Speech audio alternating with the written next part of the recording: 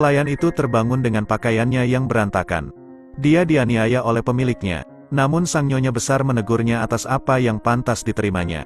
Siapa bilang dia punya wajah cantik? Bahkan sengaja merayu hewan peliharaannya. Sangat marah saat ini. Bersumpah untuk membuat keluarga ini membayar. Dia ingin melapor ke polisi. Namun ketika ibunya mengetahui ada yang tidak beres dengan putrinya, dia menasihati putrinya untuk menahan amarahnya dan tidak memanggil polisi. Kalau tidak, dia akan kehilangan pekerjaannya. Dia bahkan membuat alasan dengan mengatakan bahwa dia mempunyai penderitaannya sendiri. Di luar dugaan, pekerjaan seorang ibu lebih penting dibandingkan kesucian putrinya.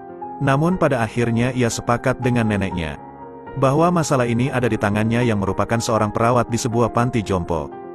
Tidak hanya cantik tapi juga baik hati. Para tetua sangat mencintainya, tapi ibunya adalah pembantu di keluarga kaya.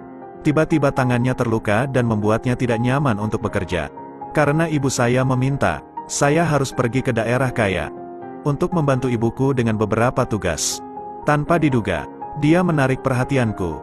Selalu dengan sengaja mendekatinya, ingin memanfaatkannya tetapi selalu dihindari.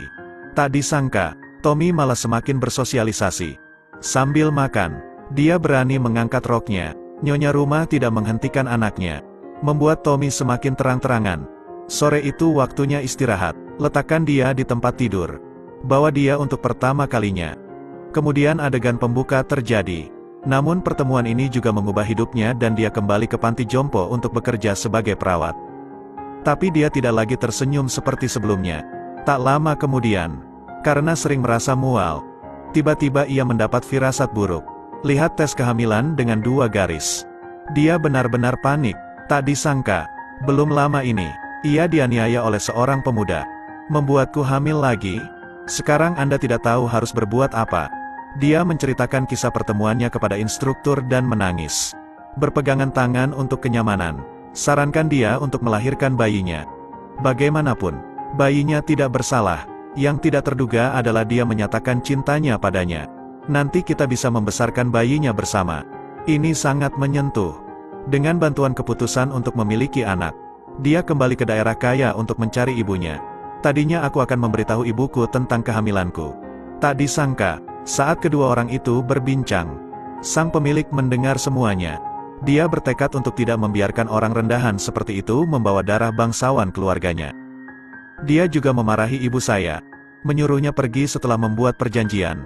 Ngomong-ngomong, saya juga memperingatkan dia untuk melakukan aborsi dalam waktu 12 jam.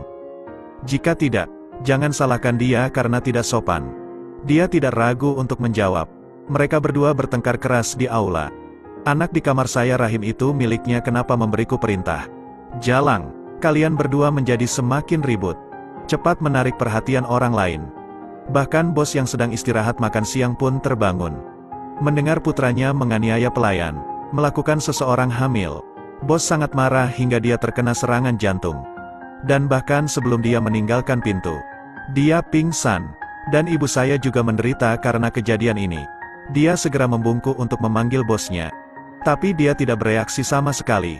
Orang lain mendengar suara itu dan bergegas menghampiri. Tidak menyangka bosnya akan tertidur. Namun yang tidak disangka adalah ibunya sangat patah hati hingga harus dirawat di rumah sakit. Tiba-tiba terasa bahwa hubungan ibu dan bos tidak sesederhana itu. Di sini saya dan ibu saya juga shock. Karena pengacara memberitahu mereka, bos memindahkan seluruh warisan. Dan ibu pemilik Joy tercengang.